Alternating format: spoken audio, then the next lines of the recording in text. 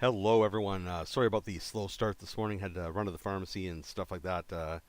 That's all done. And then, yeah, it has been a while. It's been more than a hot minute since I played around with Worldographer, which is why the screen is gray today. But it's all good. We're going to have a lot of fun with this project today. I'm Graham, also known as PS Gamer, also known as Panzerlion. Thank you very much for tuning in. This is my day one of my twice a week live mapping show. It's good times. We're going to make a map, talk some lore, have some fun, and yeah. Um, Before we start, a big shout out to my Patreon and Coffee supporters. Thank you very much for supporting me. And if you're not a supporter yet, please consider supporting, and please like and or subscribe wherever you happen to be watching this, whether it's on Facebook, YouTube, or Twitch. It all helps.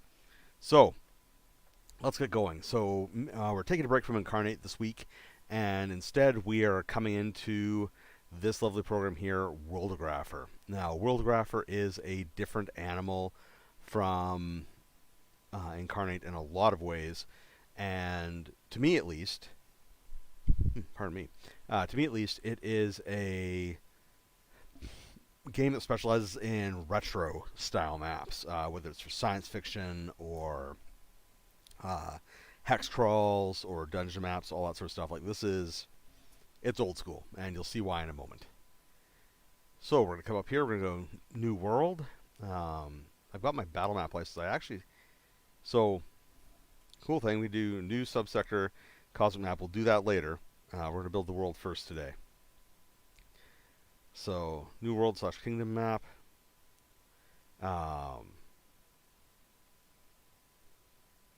I'm just going to alter this here for a moment so you can see what I'm seeing, because I've got it set to capture a screen right now, and or capture a window. I'm going to have it capture a screen instead. There we go. There. Now you can see what's going on. Okay, so going to the file, new thing, we get this window here. It's pretty cool. So as you can see, you have our hex orientation, map production. You can do flat, which is pretty straightforward. Like, this is a very conventional style map that we've got going on here.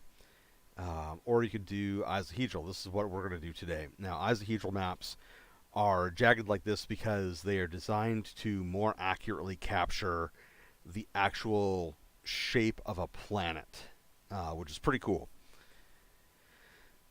So we're going to do hex width, that's fine. Use suggestible sizes, view world, that's all good. You can play with the random seeds here.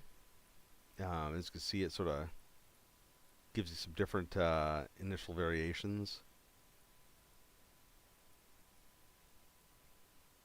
I like that one. That looks pretty good. That's a good place to start. Now, other options you could do all one terrain, in which case you like select one and it'll just be all terrain, or you can do generate terrain, which creates this nice little like pre-generated setup. This is one region or world, so you can do a little bit of configuration here. So like, this is the level of detail you can get into with this. Hey, it's pretty wild. Land, that's all fine. I'm going to change all that anyways. Subcontinents and some islands, sure. Cluster 70%. Nations 10. So, nations. This is an option inside this program where you can actually say how many nations you want it to pre-generate. And while it's doing stuff... there we go. And while it's creating the map, it'll actually pre-delineate out different areas. It's pretty cool. I'm not going to use that function, but it's nice to have it. So actually, let's drop it down to 3. That should be nice. Hey, how's it going? Good to see you. Hey, so you have classic or isometric terrain icons. I'll just leave it on classic for now. This does have isometric options, and Inkwell Ideas, the company that makes this program, they have a Patreon, and like every month, I think if you're like $7 tier or higher, you get a new set of icons. You'll get one set that's flat, like the more classic style, and then you'll get a set that is isometric. and so you can actually create like isometric maps of this. It's pretty wild. It looks pretty cool. And for games that demand that, it's really good. But we are going to use Classic for now, and we'll generate the map. There we go. So this is the start of our world. So you see we've got a volcano here, we've got a lot of hills, mountains, a little bit of a green belt going on in the center here, which is pretty cool. But we are going to change this.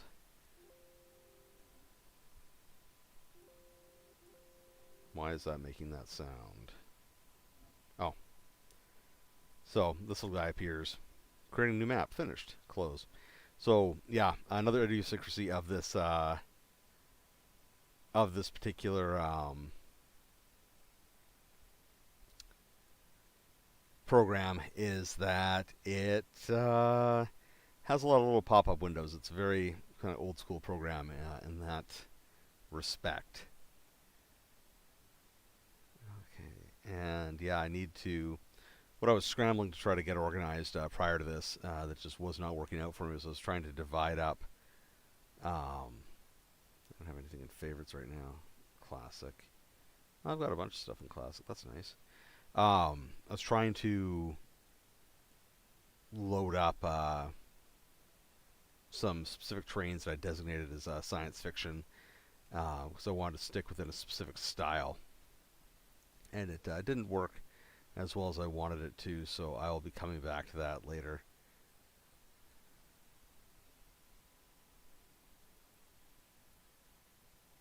Okay, see, here's what I mean with all the isometric stuff. It's really cool. So you can build like a whole little isometric world. Which I may end up doing if this thing doesn't start cooperating a little better.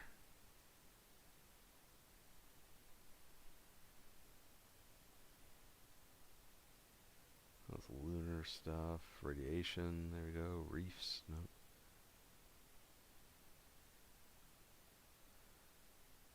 Snow mountains, yeah.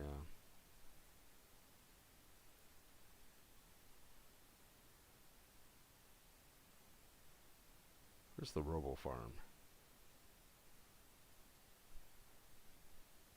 They've taken my robo farm from me. Can't believe they do that. Okay, so let's take a look at this as usual. So we can come up here, and let's see here. Switch to isometric style. That's a serious change.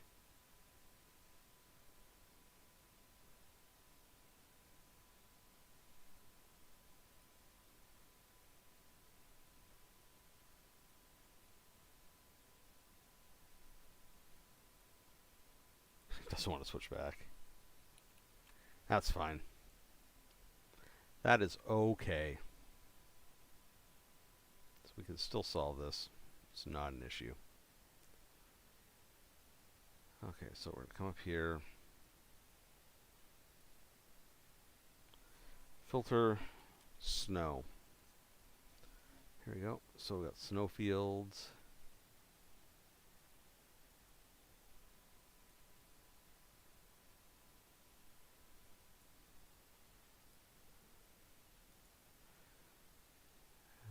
See here, background white.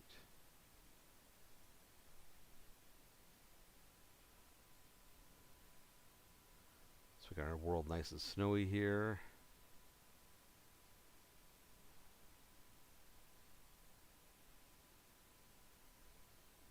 This game itself is Ice Station 7, so it is an ice world.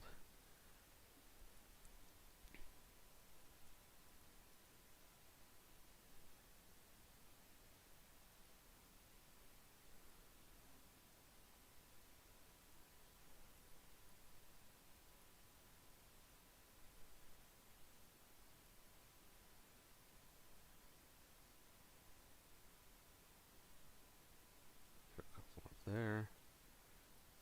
Throw up a few individual mountains.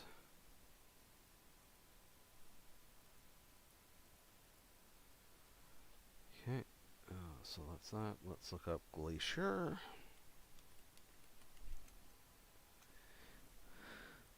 Mountains Glacier. Here we go. Glacier 7. Override background. White. Good to see.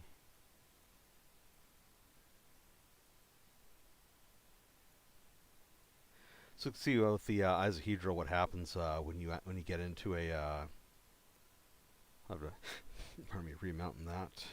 Let's throw some more glaciers down. So when you hit one of these split ones, it appears on both. The idea being that, like, if you were to print this out and cut it out, you could actually, like, turn it into a little bit of a planet.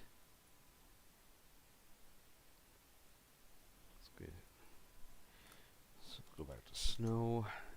Got those mountains back.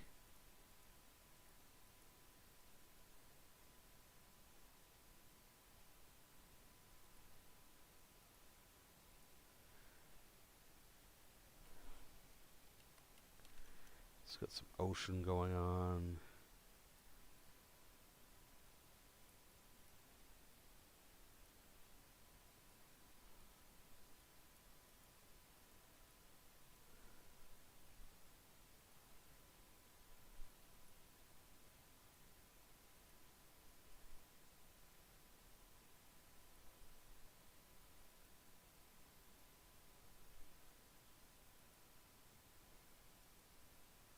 A little more deep ocean. Yeah.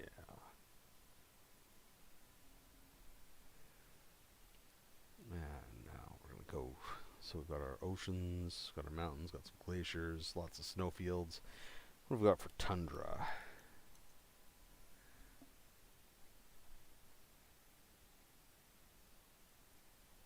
And this up here is sort of tracking your large scale image of what's going on. Override that background.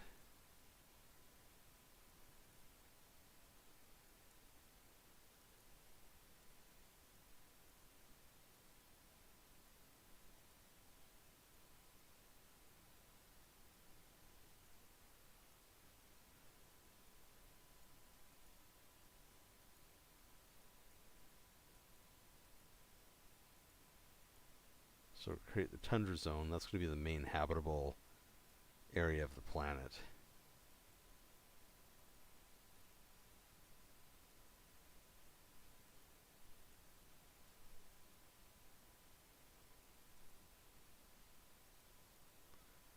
Sort of this belt of mountains and tundra.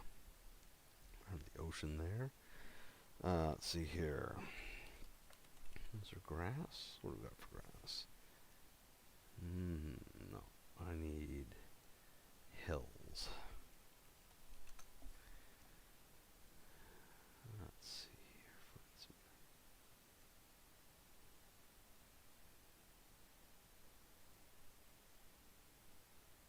Undersea hills. No, we're not doing any. We're not doing bathospheric mapping today. At least not yet. Not yet. Let's see here. Let's scroll up.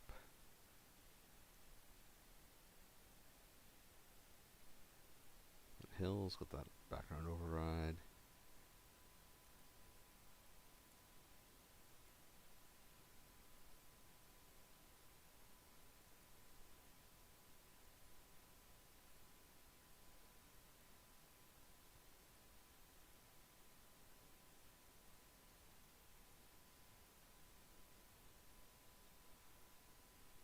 Some hilly terrain on there.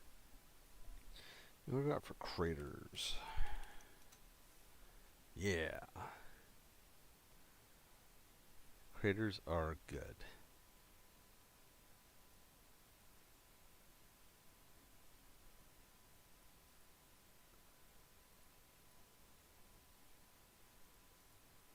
Drop a few craters down. See if this one cooperates. Yeah. Some old craters.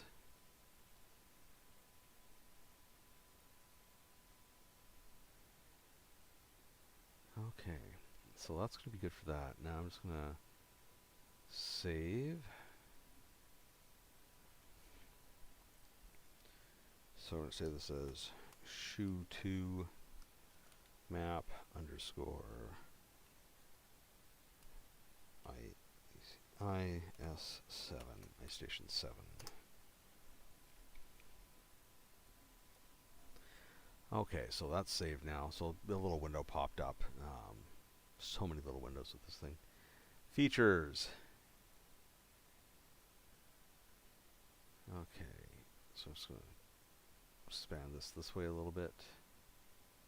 So if you want to zoom around the map on this one, you have to use this feature up here to do it.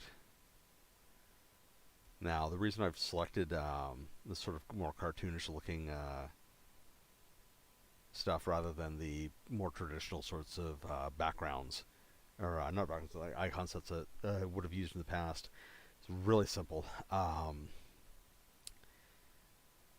The cities and everything else are in a similar style to this, and I tried making this map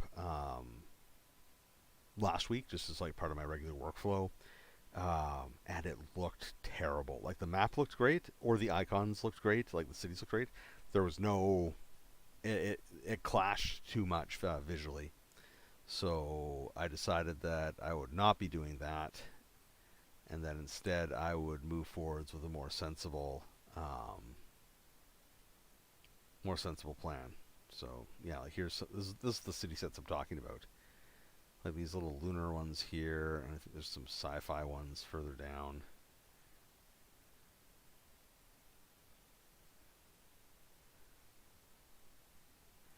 Yeah, here's the undersea utopian future. So like these sort of match this aesthetic. The other ones did not. Oh, yeah, look at that! Got a bunch of people. So we're gonna do a search here for utopian and lunar. Utopian.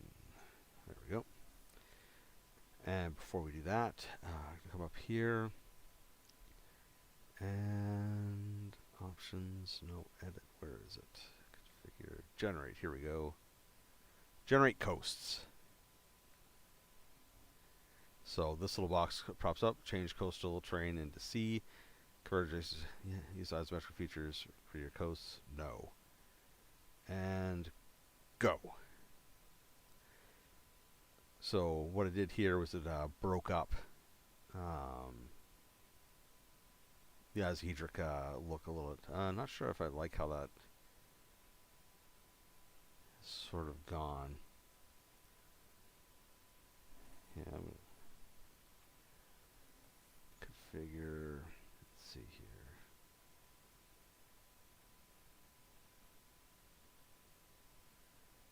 Delete all coasts. Yeah, didn't like how that looked. Sometimes that can work out really nicely, and it creates like a really beautiful sort of effect. Other times you get that. Let's see what happens if we ask it to generate rivers. Sure, generate 10 rivers. Yeah, that looks absolutely horrible.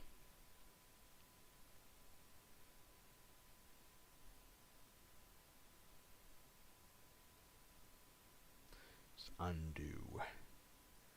So yeah, kind of have to be careful doing using some of these functions. They will not always work out the way that you want. But what we have here, okay, first I need to find, in here I need to find the Robo Farm. Robo? There it is.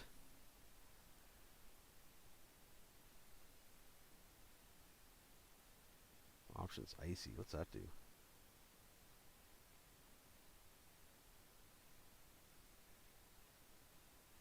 Aw, that's nice.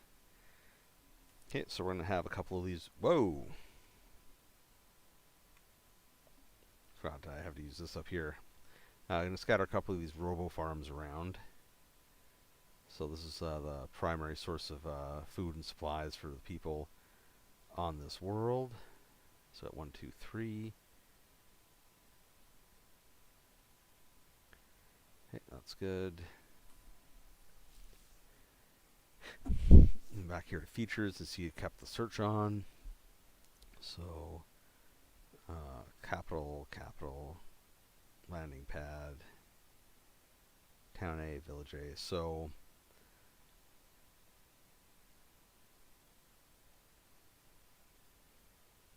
I'm going to put a city on here. Close to our robo farm. And then we're going to put a landing pad by it. And then we're going to throw one of these up here. So this is going to be one of the major, actually I'll put it up here by these old ones. Be one of the major facilities.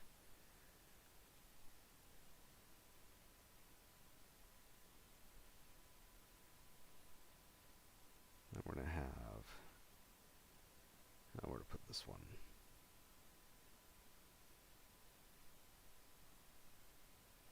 That was the town, yeah, this is the village, this is the small one.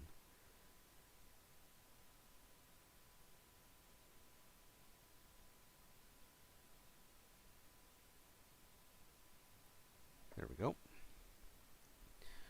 Let's see, our future, what's that give us? Well, that's some of the underwater stuff. Lunar, that's what I wanted to look for. Lunar.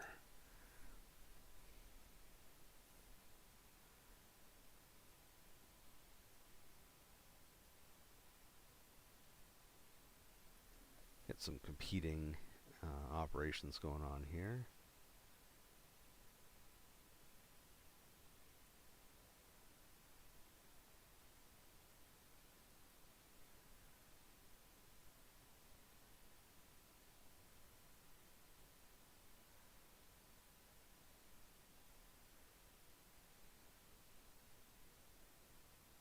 Capital City Launchpad. Fine.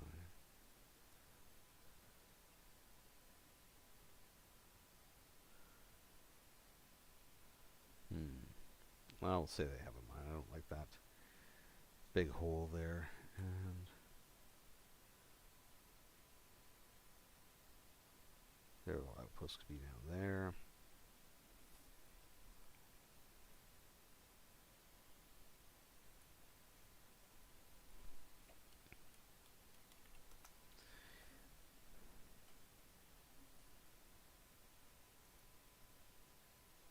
This is a developing area over here.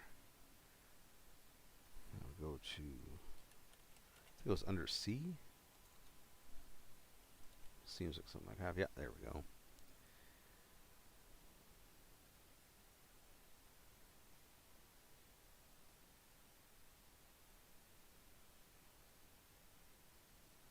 Don't want ruins yet. Let's see here what we've got going on. Let's do undersea.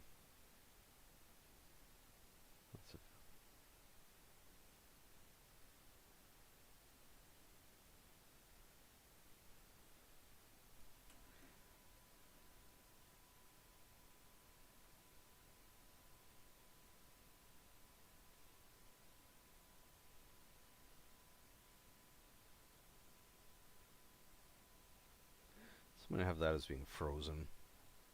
This will be unfrozen, unfrozen area, so it'll be underwater.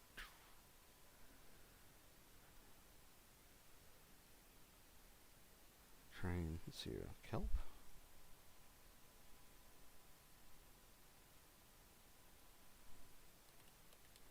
Seaweed.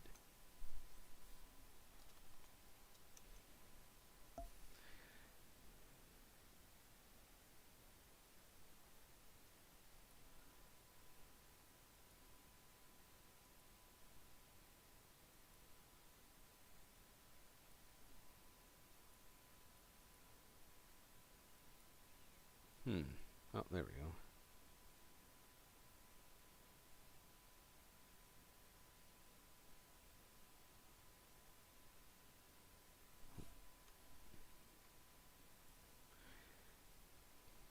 And we'll throw in, come back to features here, we'll give them a fort or residence area.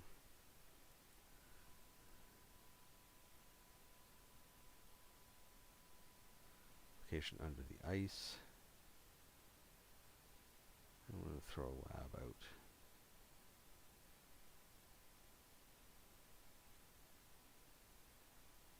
Actually, no, we're not going to put a lab out there. I do need more.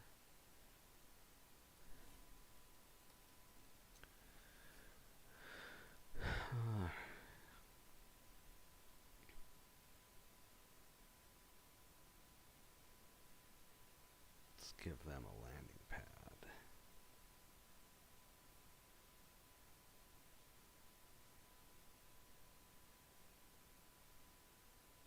It's not a real good place to put it there. Interesting. Alright, so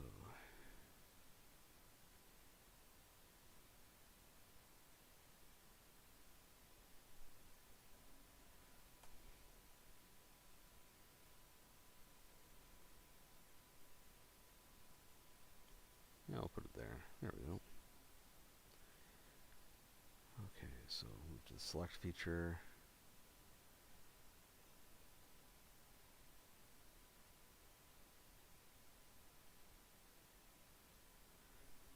Open J is up there.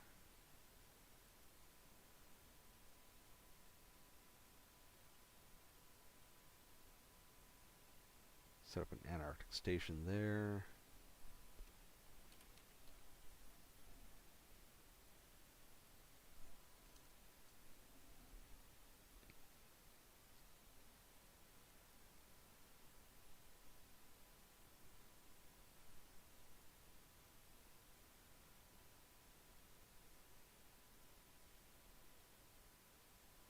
I'll put them over here, yeah.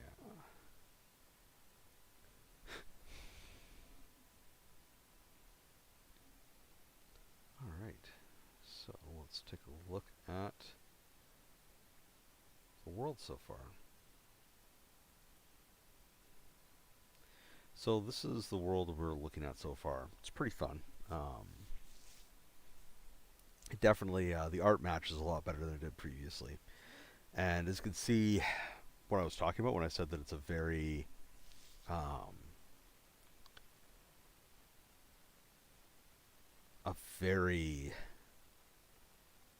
classic, like retro style map system. It only uses hexes. You can choose how you want them to line up. But yeah, like this is the sort of operation that it generates. So I'm just going to come over here, hit that save button. Alright. What we could do now is we can, let's see here, options, expansion.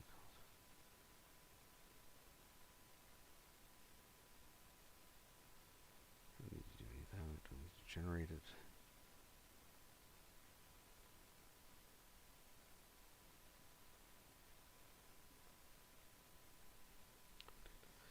Map.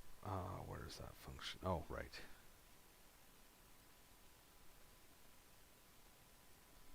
So, continent. So this is creating a child map. So how many tiles across do you want your child map to have compared to the tile map? Okay, so I like to do 10. It's going to use up a lot of memory. Yeah. So there's a little memory counter this thing has. Keeps track of how much memory it's using up, and it's really easy to overwhelm this thing.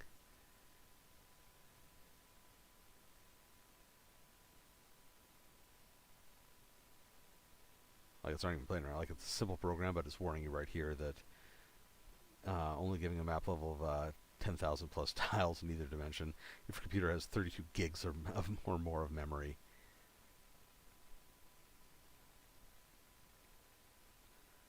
So I hit OK. Training map level finished. So, this is the continental view.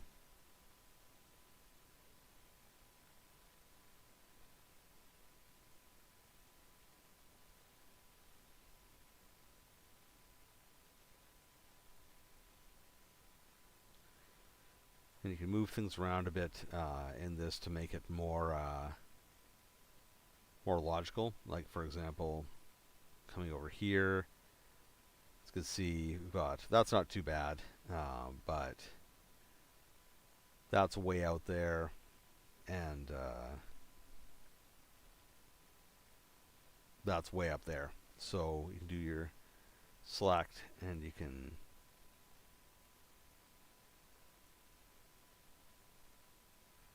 bring it down to where it would be make more sense.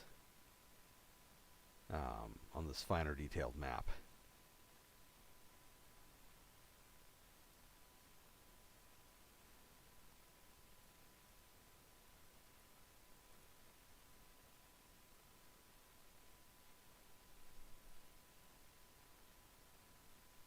And this is also where you can get into if you want to like do some custom coastline work or stuff like that. This is a good place to do that. So yeah, that makes this area make a little bit more sense.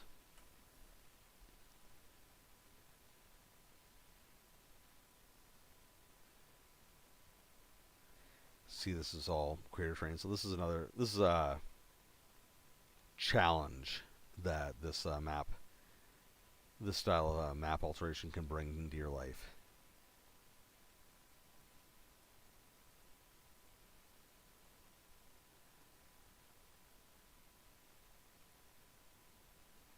So make sure there's some space between those.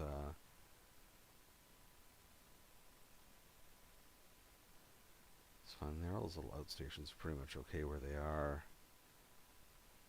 Yeah, this definitely needs some work. So see, like robo farming is all categorized as that area.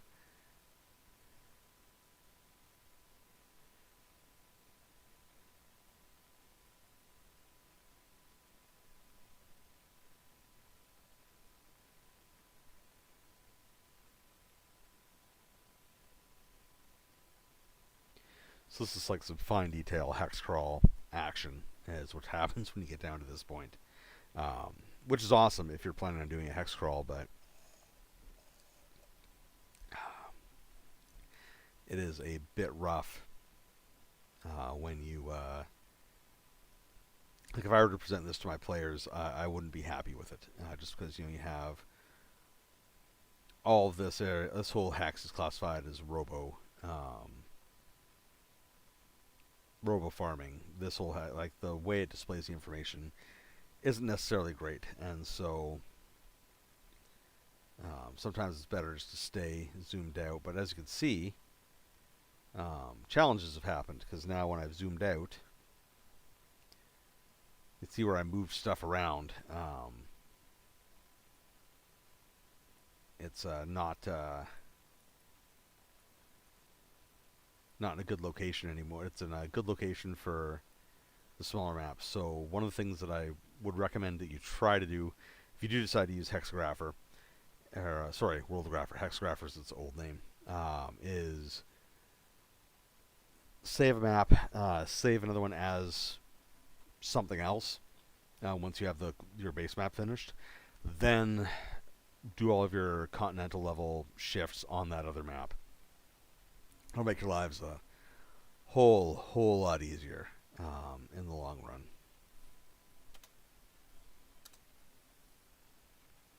Let's see what else we got to play with in here.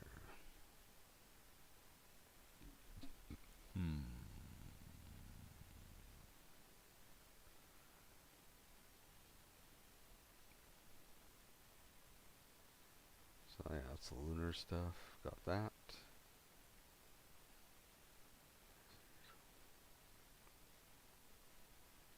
Haha, Maple Leaf. Yeah, one of the things that like credit where it's due, like all this stuff here, this is all for like cities, like literally like the city grapher, and we'll get into that maybe next day. I found out that apparently I forgot to get that license, so I don't have that functionality right now with this program. So I'll be correcting that tonight, and be setting up city graphers so that I can show you how it does cities, because we have all sorts of cool options here. Like future structures, all sorts of things to turn this boring looking icon into an actual like legit usable sci-fi city. And they actually have modern cities as well. There's like a modern map pack or icon pack you can get.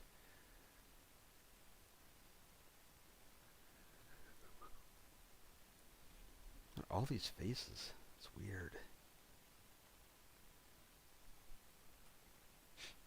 Okay, so got all that jazz. So I'm actually really happy with this. So I'll hit save one more time, and then do a new subsector /cosmic map. So that brings us tiles wide, tiles high. So let's keep it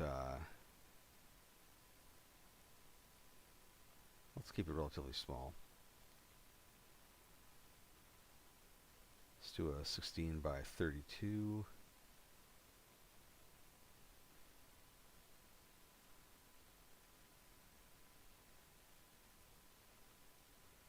Oh, nice. So let's do subsector map.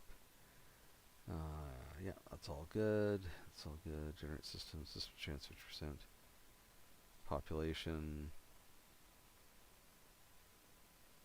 I don't know, tens of billions. It's a lot.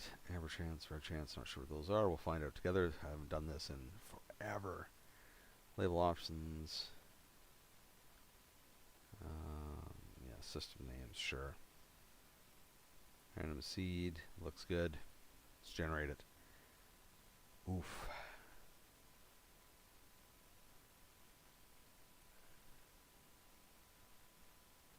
Okay.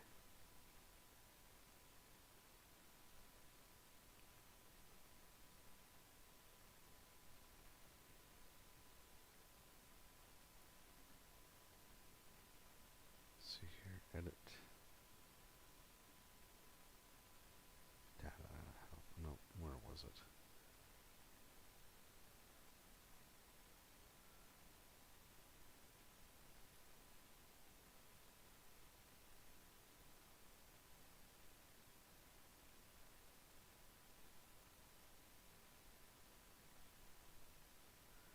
Grid, okay, now we come down here.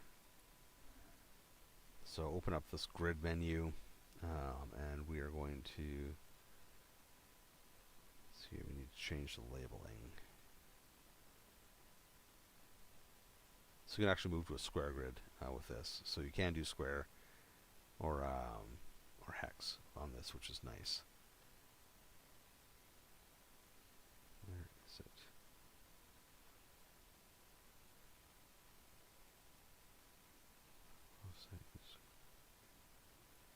Cancel. Ah, here we go. Numbers.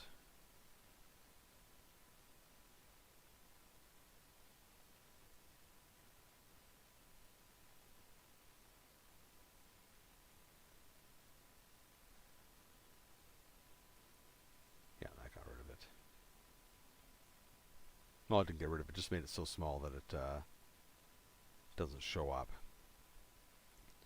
So you can see this gives you, like, it does everything in here. And this is very busy. Actually, so I'm going to close that. Yes, I wish to close that tab. That's fine. So let's come in here. Let's do a subsector.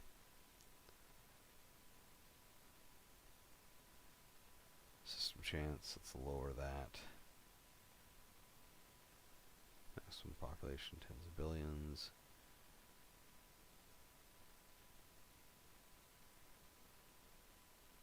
Alright, let's try again. Well, that's a little better.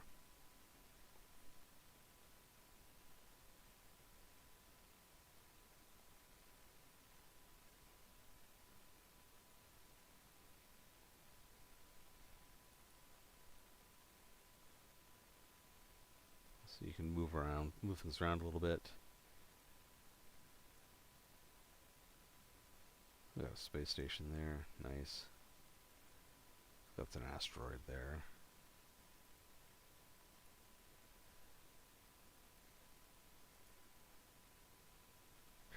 Yeah. So yeah, you can do some generation on this.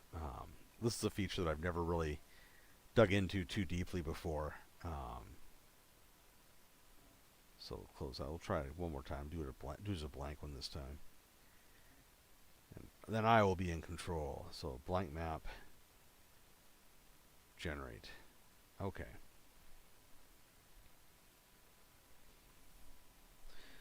So this is a basic subsector map based on the sizes that I put in.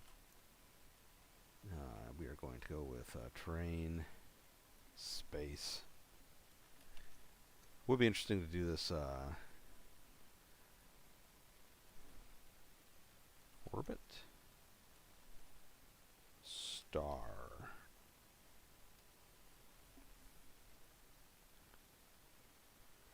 There we go. So we got nebulas, stars.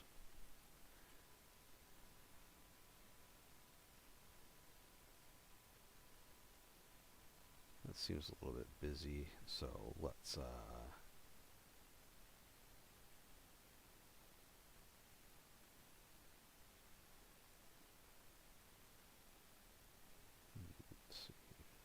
Wait, what happened? Paint bucket, what happened? Could have sworn something just flickered on the screen. Oh, maybe it's my mind playing tricks on me.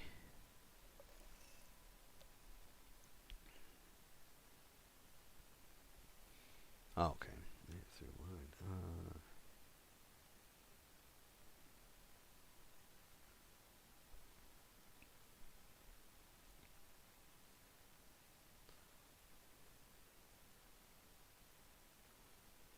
Train all. There we go. So just do empty.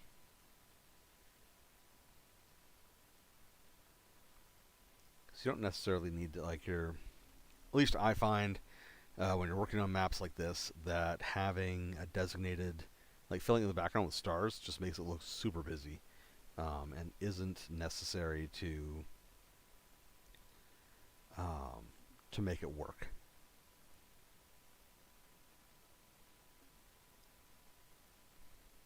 So I'm going to come in here and wrong one.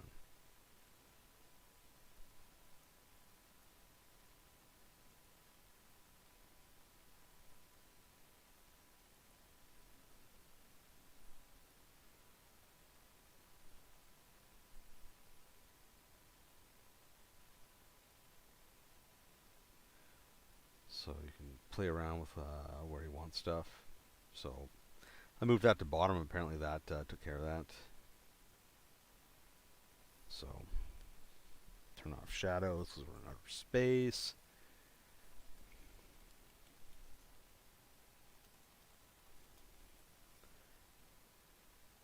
So feature.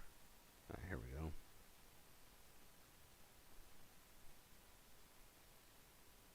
Planet high water temperature, cosmic planets.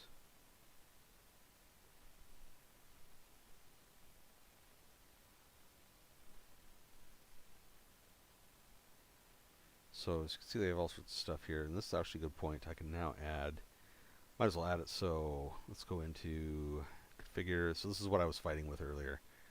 I was trying to find the fast way to put all the terrain information in, and it was not cooperating. So we're going to add custom features.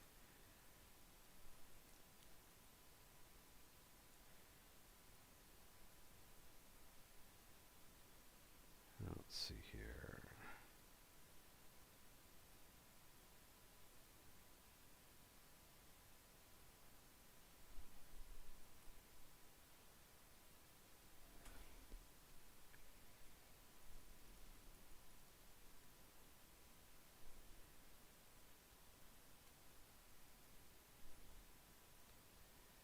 And we're going to prefix it. So I've added some features and I'm going to prefix it with cosmic so that they're easier to find.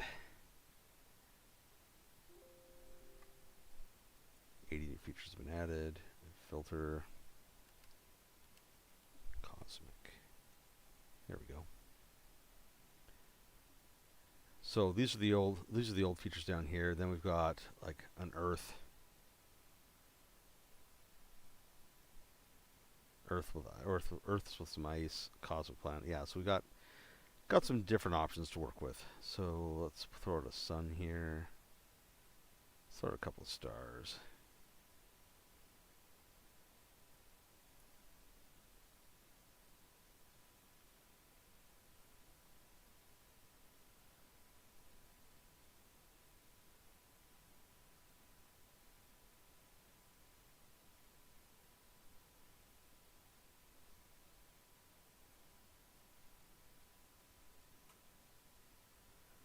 I don't know why it's labeling everything Stuttdorf.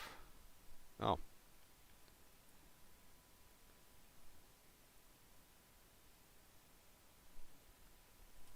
label. Let's see here. Atum.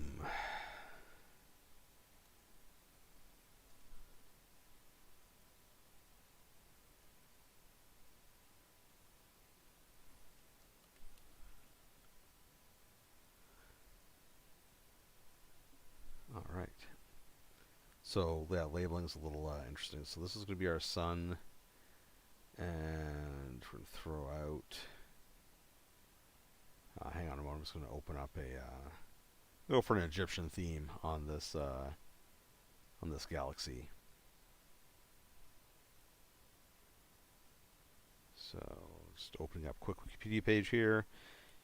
Egyptian gods.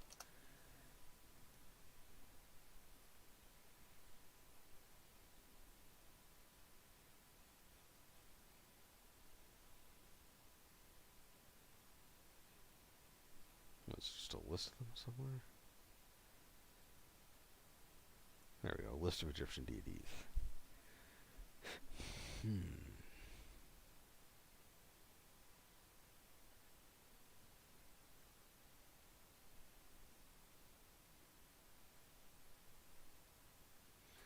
We've got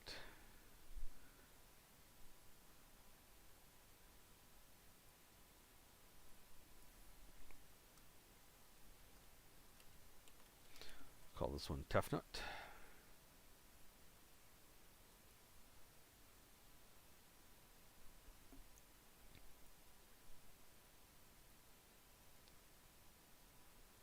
Oh. Sweet.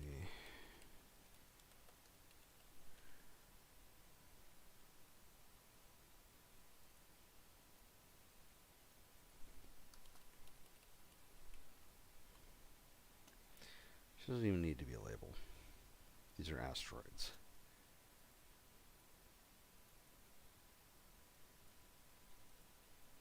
So you can see this is a whole different learning curve, whole different set of experiences using this.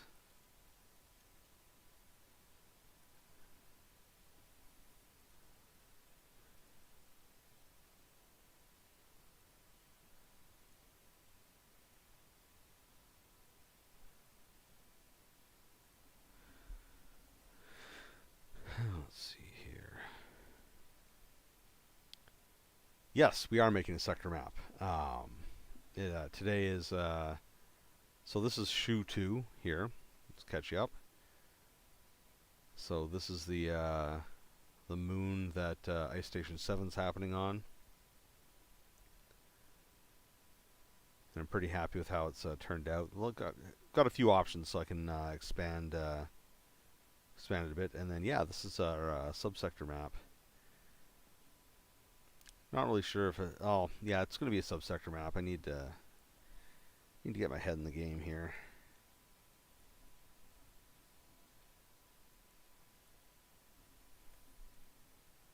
Oh, there we go. Forgot delete is a different button.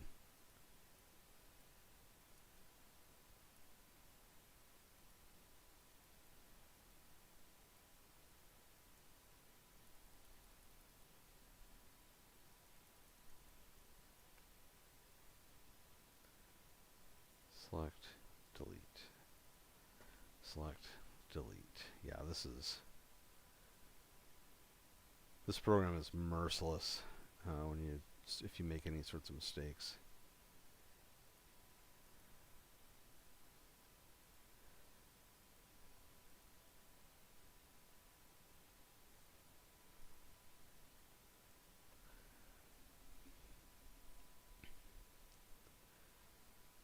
All right.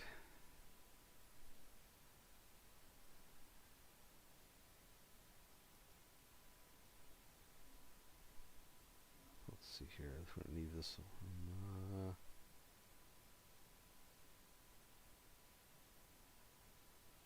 this will be Nefertum.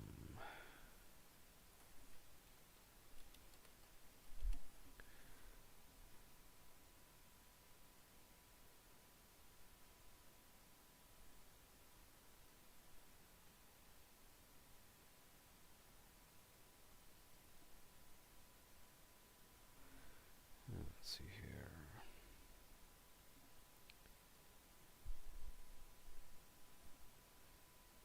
This will be Mott Station.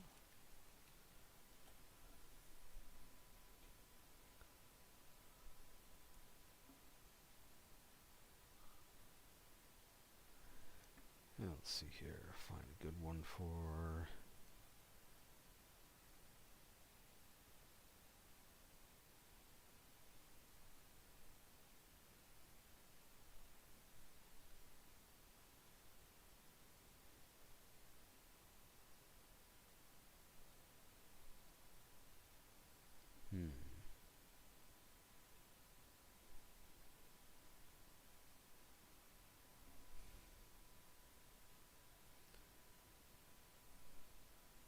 Finding lots of good planet names here, so I'm going to do those first, and then I'll. This will be Shoe. Shoe system.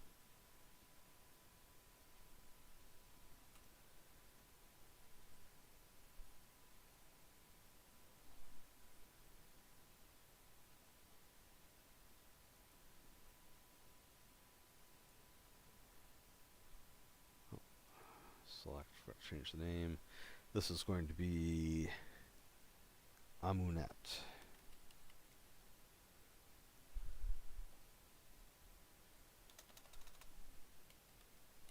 There we go. Yeah. And I'm going to now save this. And this is going to be the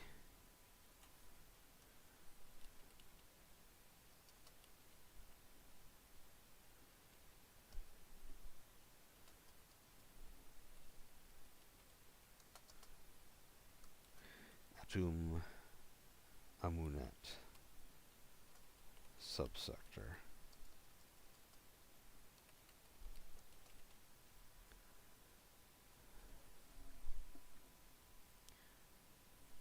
Let's throw a couple more planets on here. We'll be good to go. Right, so this is going to be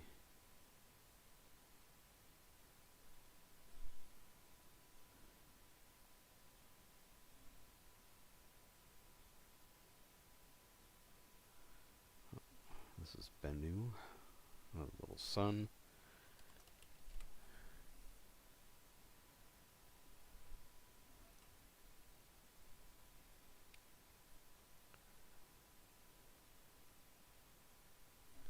A water planet. That's gas giant. I'll definitely be throwing that down in a moment.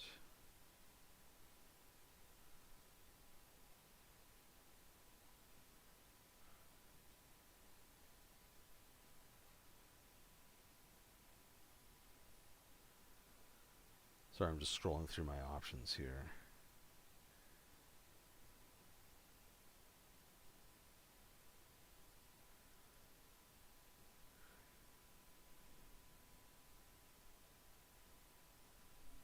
This is going to be, where's that fish one? Hatmahit.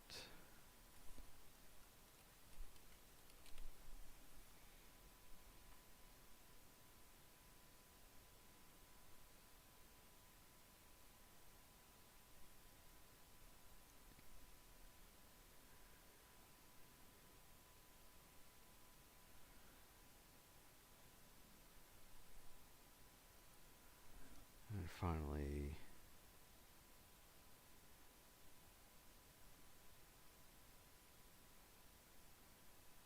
I'm going to throw down, let's see, who should this be?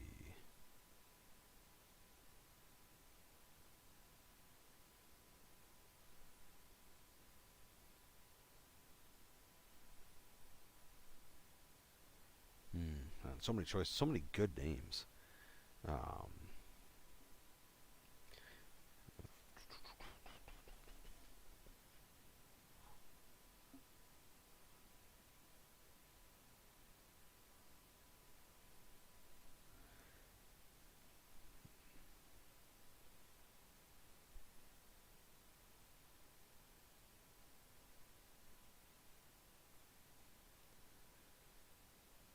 Yeah, this will be a Newt.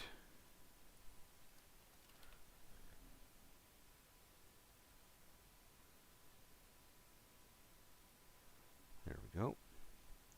And throw out another space station here. This can be...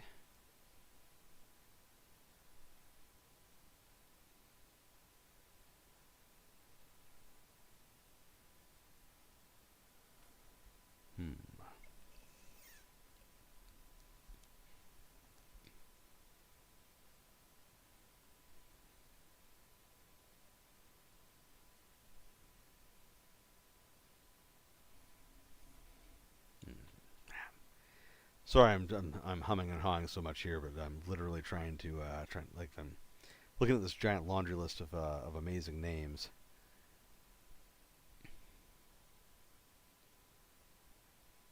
Okay.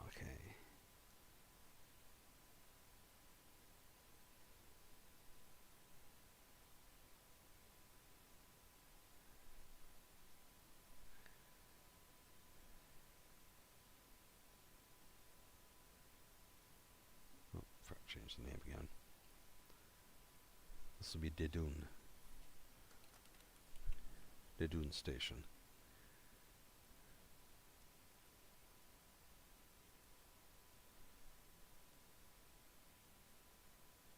So move Atom. No, Atom's good there. That's good there. Tefnut's good there.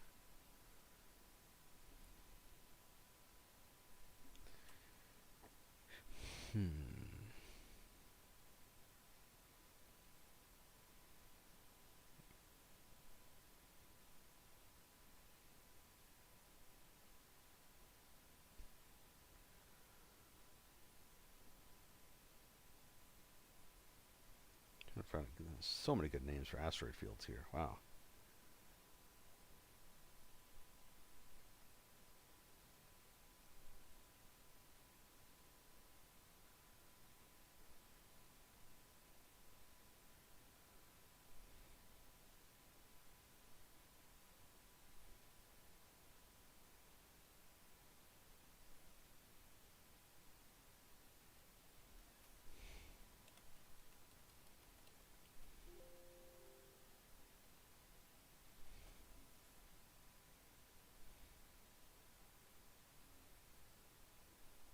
Hetemet.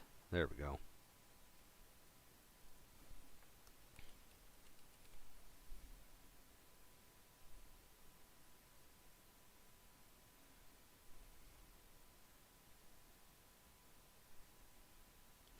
There's an alarming number of black hole options here.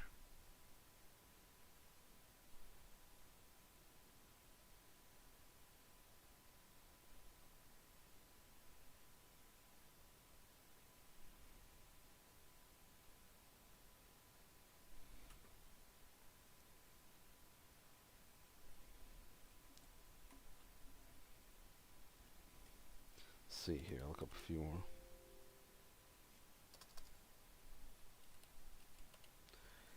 There we go.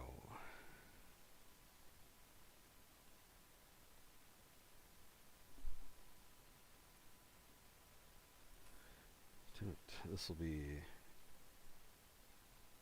Ementet.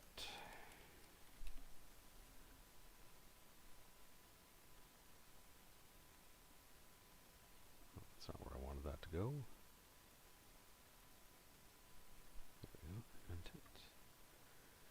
Throw out some asteroid fields now. Sectors where things just went sideways.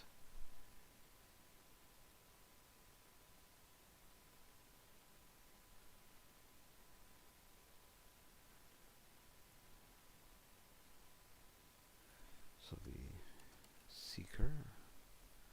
That's not how you spell that at all. There we go.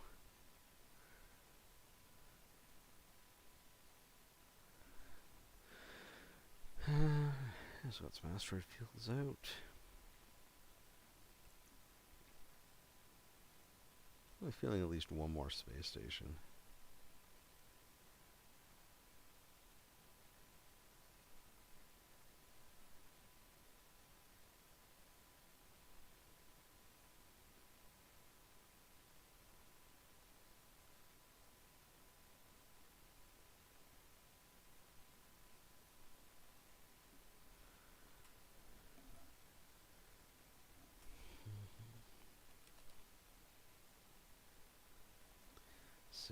got a nebula going on here.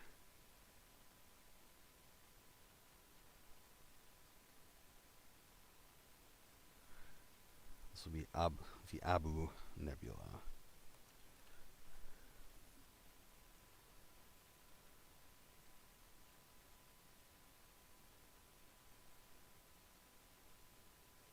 So nebulas are huge, so it's going to be this whole... This is like the edge of it, right there.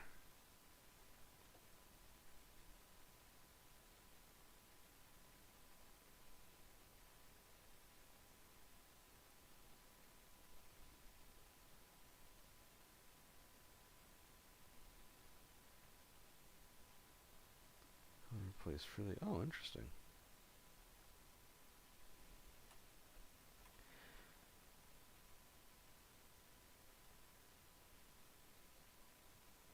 Alright, this is a pretty good looking subsector, I think. Pretty happy that got a few places floating around. This was just stars, some worlds. Maybe one more star.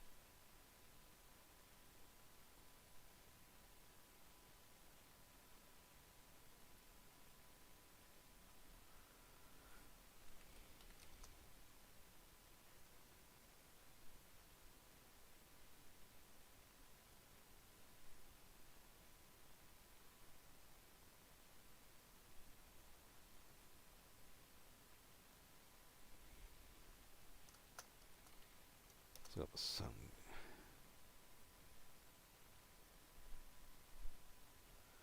Maybe A10? Nah. Yeah, this will be Montu. An older sun out here. There we go.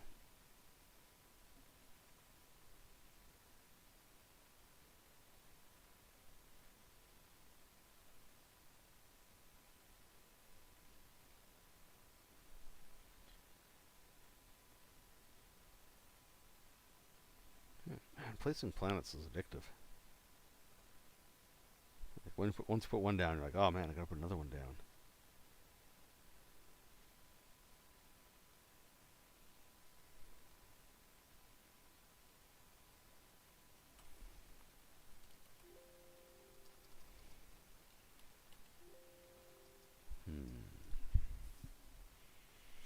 Oh, I don't even know.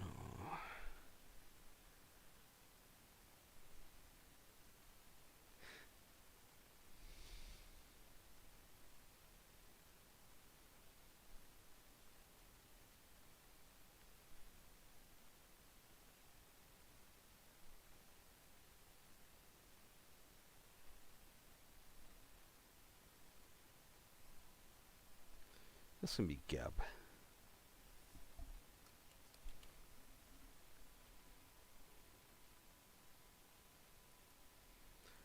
Okay, so I'm going to go to select now. Close that up. I don't think I need to see that as much. Yeah, oh man. That's a good point. Yeah, LV246.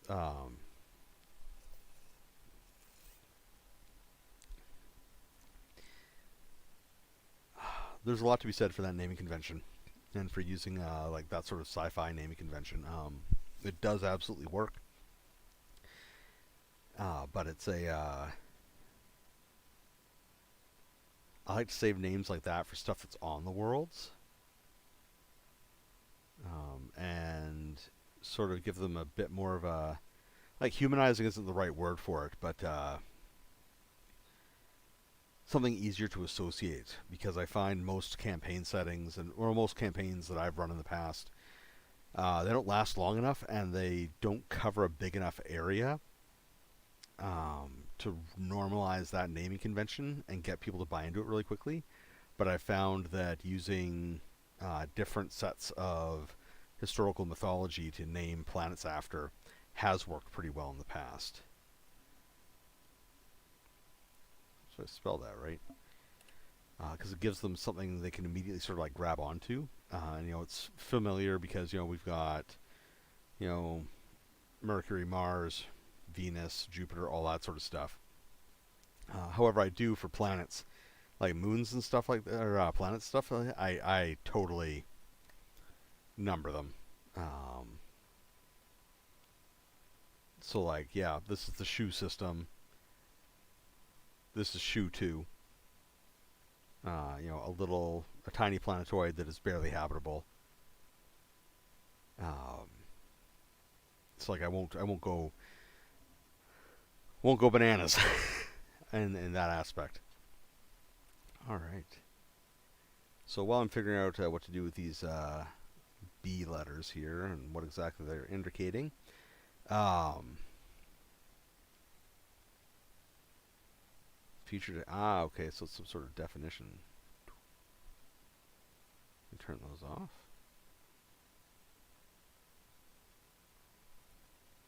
Didn't do anything. Okay, oh, they just turn right back on. So there's a star and a B.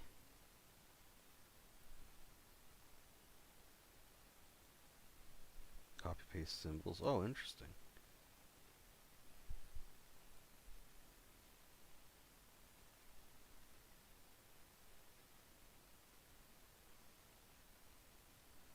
Oh, so this is if there's no preset style.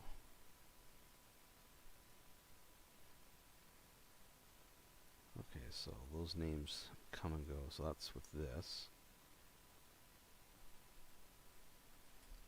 So that's that label.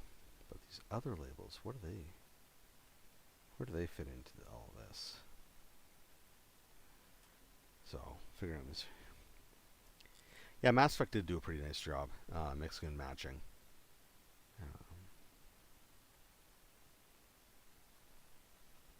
Position 6 o'clock.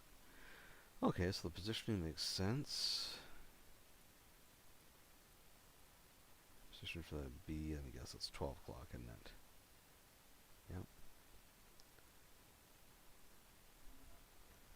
Yep. Here we go. Hit the question mark. Hello up here. So it's trying to base, the space station, etc. Use it to denote the strength of the castle. Blah blah blah blah blah blah blah. Oh, okay.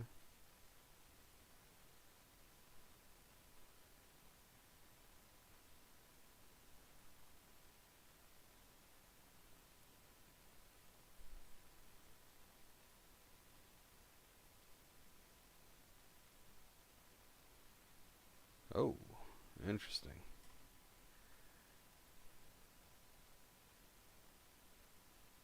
Why did it create that little red box?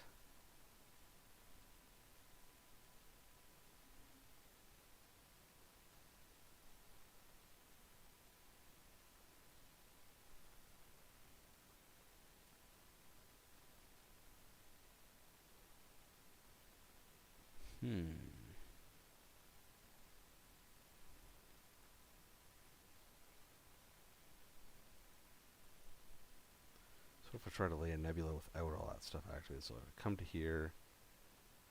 I say it's going to be called Abu.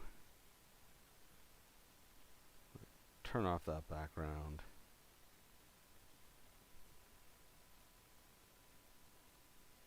Oh, okay.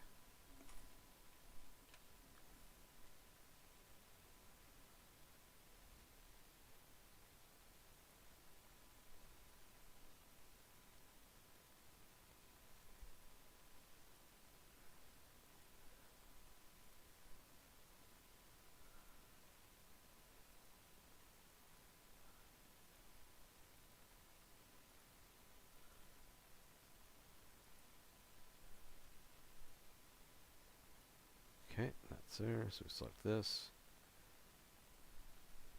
We're going to turn off the background. Turn off those. And we're going to put the position of that up to 12 o'clock.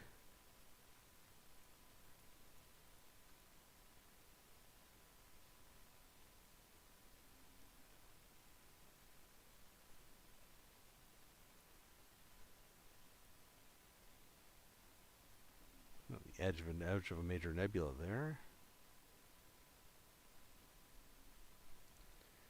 That's interesting. So it's showing a different set of tags now.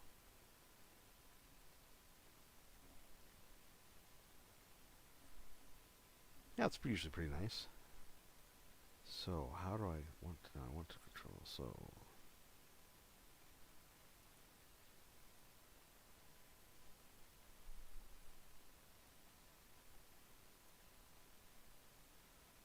there we go. Turn off the designation. So yeah, now we can actually read everything. And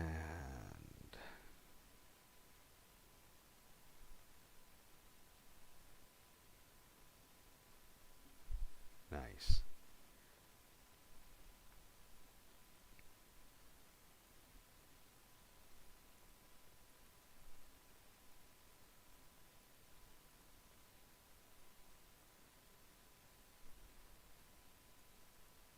I like that better there. So let's hit that save button.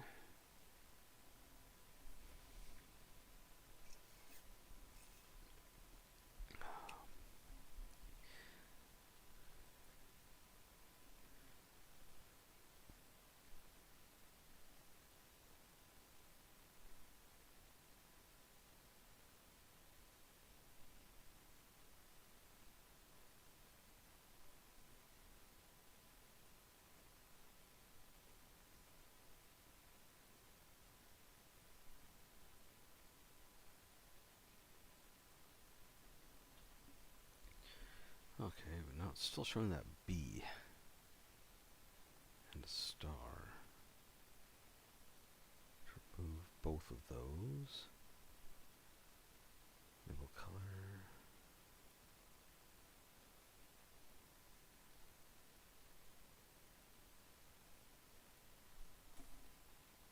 Let's try this out. Does that appear anywhere?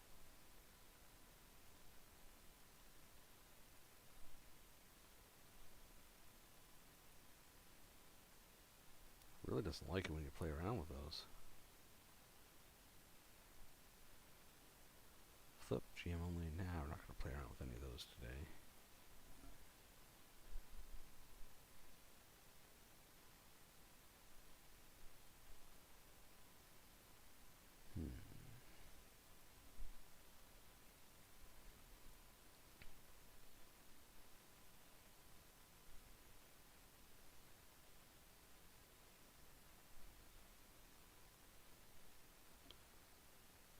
Star system, hit that.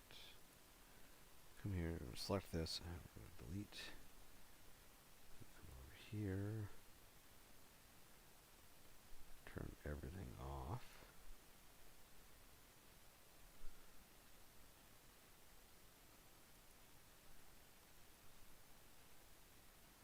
There we go. Okay. So I think what I'm gonna do is I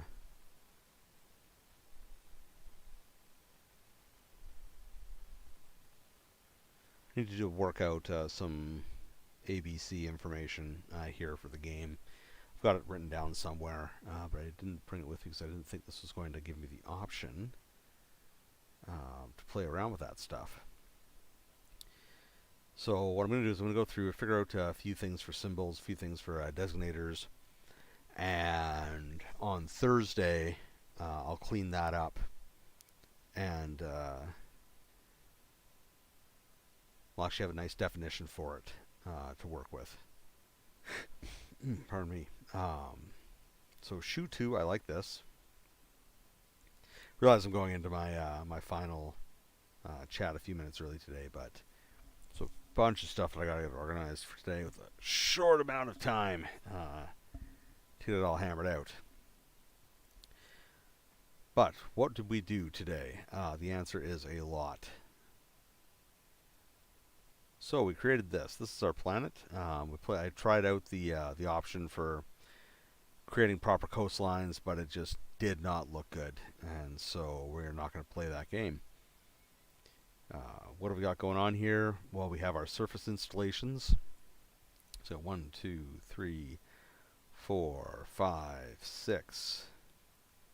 Did I have, oh, yeah, there we go. 7. 1, 2, 3, 4, 5, 6, 7 surface installations. So we got some underwater stuff, we got some launch pads. So I do have the requisite at least 7 locations above the ground. That's good. So Ice Station 7 will continue to make sense. I threw in this little underwater area here because it's always fascinating me, the idea that you could do underwater stuff on an alien world as well. That will likely be a separate Breathless game. And so for those of you who are not familiar with what I'm talking about, Breathless is one of the range of Fari made RPGs.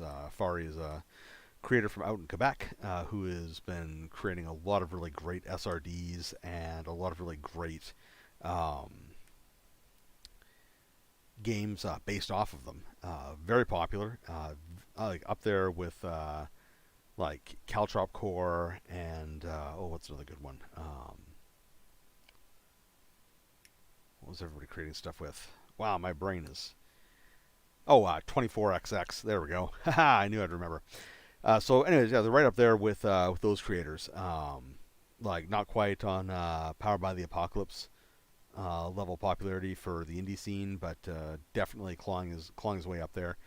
And the whole idea behind the Breathless game is that you have a limited number of items that you can carry with you at any given time, which works great with a sci-fi context. Because I can institute basically the suits that you'll have to survive in this game will have limited amount of cargo space. Everything else is involved trying to keep you warm and alive.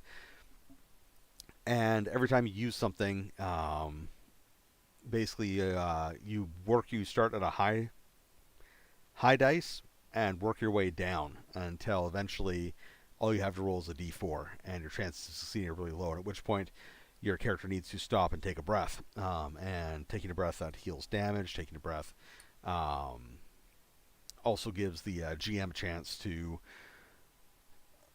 do something within the scene to change the situation, move the story forward, all that sort of stuff. So it's a really cool system.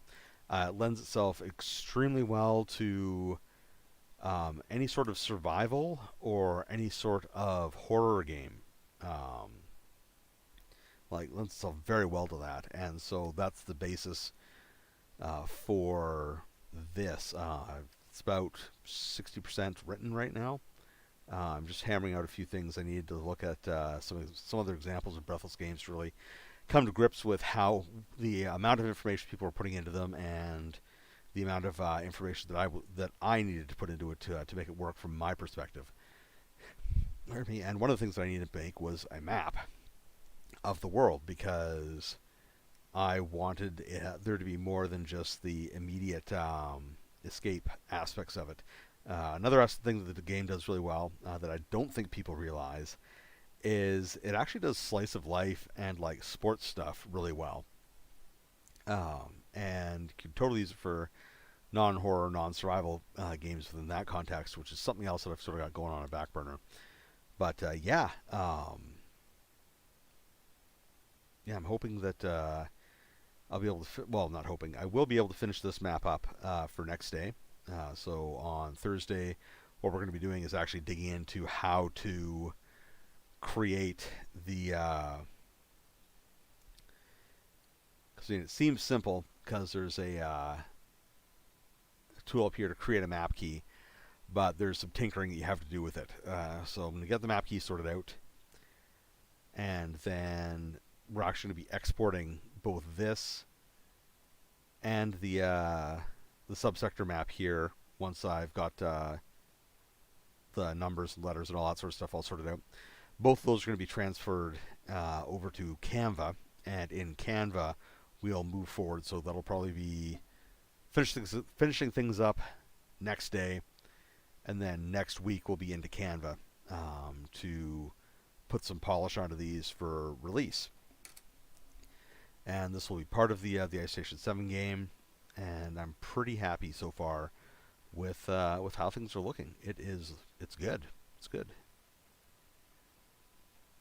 So I will be making some little release style things so people can sort of see what's going on. And yeah, I think it'll be good. And I think that's going to wrap it up for us today. It's a few minutes early. Usually I aim for an hour and a half, but it is 12:30 already. I said a bit of a late start, and so I think I'm going to wind things up. Thank you very much for watching. If you still are, not not a lot of lore covered today. It's more of a lot of me mumbling and trying to make things work and talking about this actual program. But yeah, it happens. It's a good time, and we got some really cool stuff done. So, again, thank you very much for listening. I'm Graham. You can find me on social media as PS Gamer or Panzerlion. If you haven't liked or subscribed wherever you're watching, please like and subscribe. It helps grow this whole operation. And once again, thank you to my Patreon and Coffee supporters for making this all possible. And please consider supporting me on Coffee and Patreon. And yeah, have a great day.